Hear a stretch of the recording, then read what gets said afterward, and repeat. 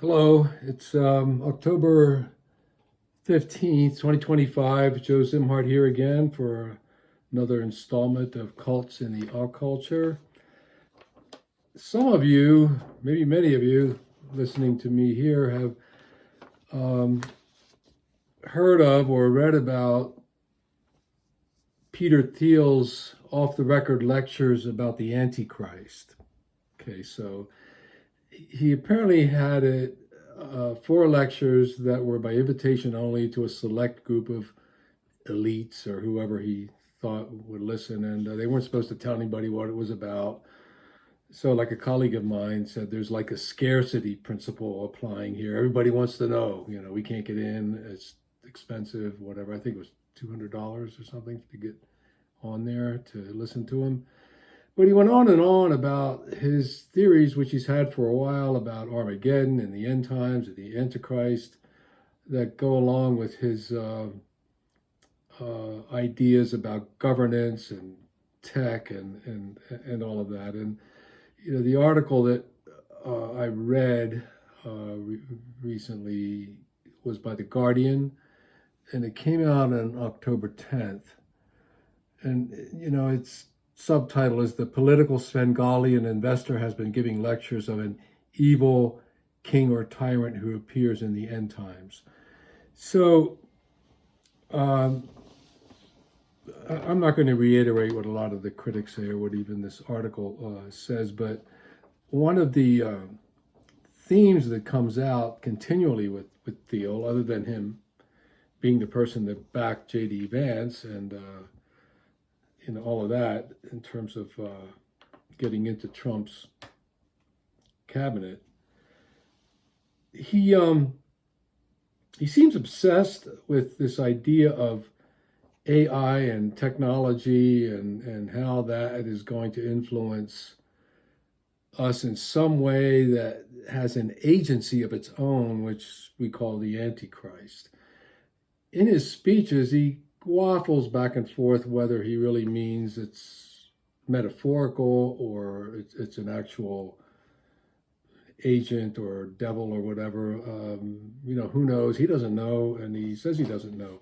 But he's tossing this out there, and a lot of it's taken from from the Book of Daniel. His reading of it reminds me very much of how my cult, the Church Universal and Triumphant, used the Book of Daniel back in the 70s in order to predict the end times and come up with their whole prediction that Russia was going to attack the United States and there was going to be some kind of a Holocaust and apocalypse.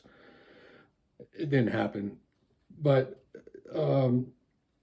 so yeah, he looks at the Book of Daniel and the witnesses and does all this other stuff, and he talks about something called the catechon or the catechon, and he seems obsessed with it, which is an event of restraint that holds back the apocalypse, the end times, and it could be a government, a person, the way the economy is, a time of apparent peace, a thousand-year Reich, whatever you want to call it. It's mentioned in the Revelation of the Bible. It was mentioned by the Nazis in the thousand-year Reich and all of that. And then the end times would come. So he borrows some of that. One of the people that Thiel relies on quite a bit in terms of his basic philosophy, which is fascist. I mean, let's just call it what it is Carl Schmitt, who advised the Nazi regime in the 30s and was high-ranking until he fell out of favor because of some ideas he had about the way they were treating Jews. So Carl Schmitt lived from 1888 to 1985.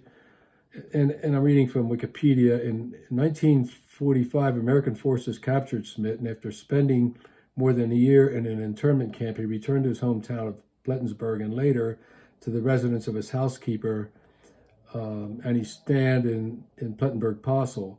He remained unrepentant for his role in the creation of the Nazi state, and by refusing every attempt at denazification, he was barred from academic jobs. So a brilliant man, but kind of like Heidegger, a bit off the rails when it comes to ethics, morals, and principles that we have that guide the better angels of humanity.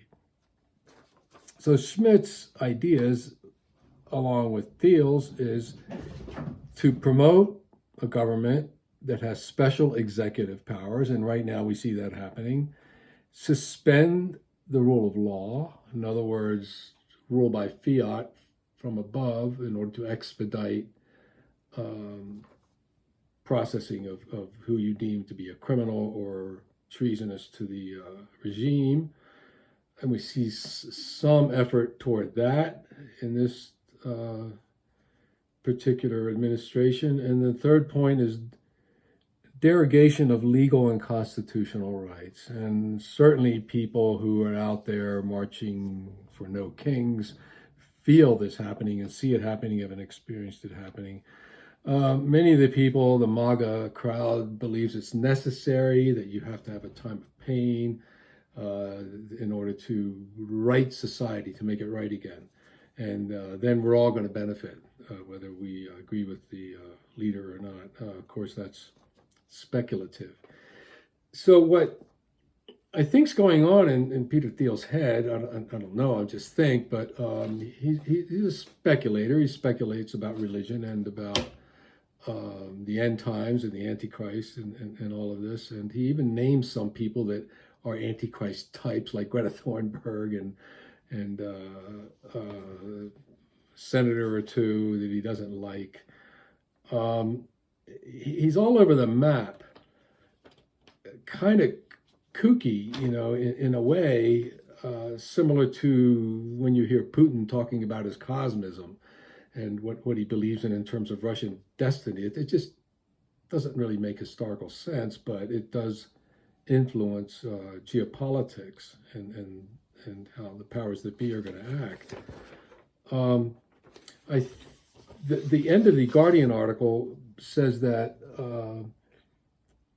in quoting him, and this is Thiel speaking, there is a way to think about the Antichrist, that the Antichrist represents the end of philosophy, a culmination, termination. He is the individual who gets rid of all individuals, the philosopher who ends all philosophers, the Caesar who ends all rulers, the person who understands all secrets.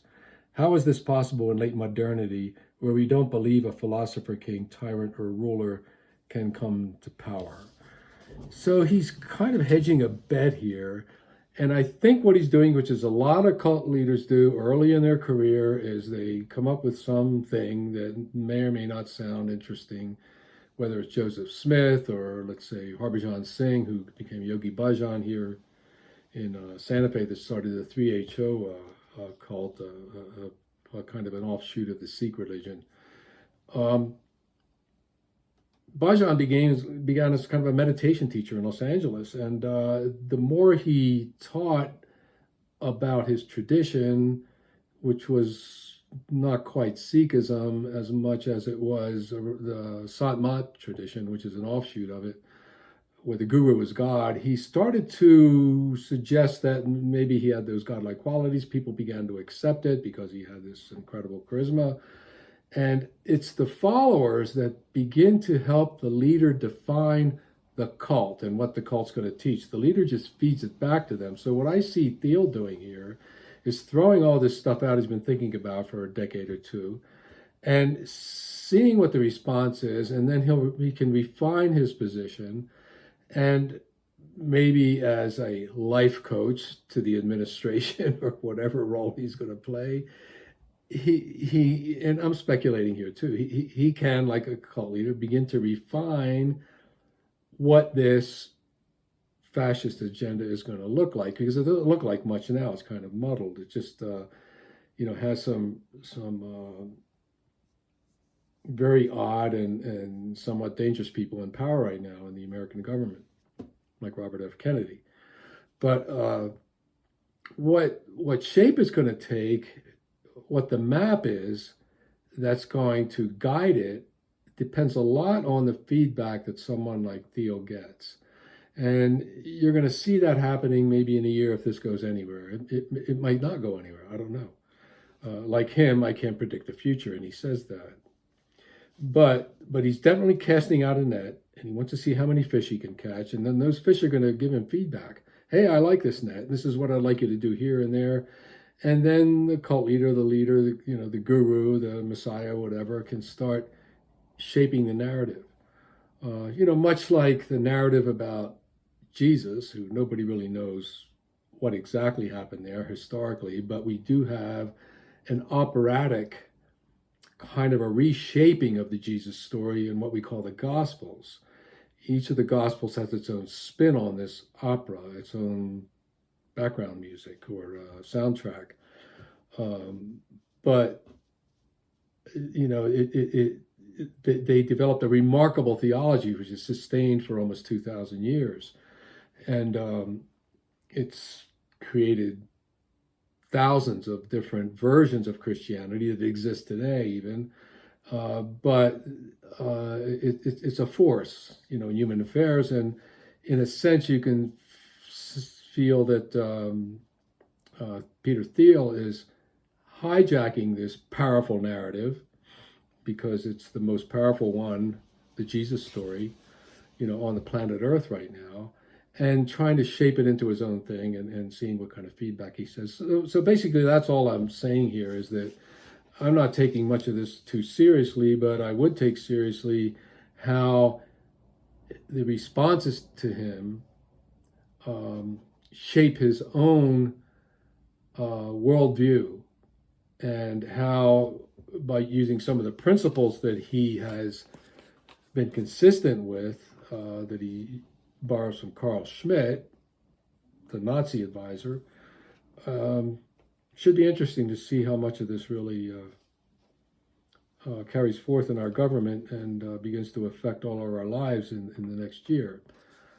Unless the voters wake up and begin doing something and vote these people the hell out of office. But I don't know how that's going to happen at this point. But anyway, that's my take on Peter Thiel's thing. I think it's more of a groping to see if he can form a cult out of this or not. And cult meaning a self-sealing social system that is under his guidance to a great extent. All right, thank you for listening, and I hope you tune in again the next time I come up with something. Thank you.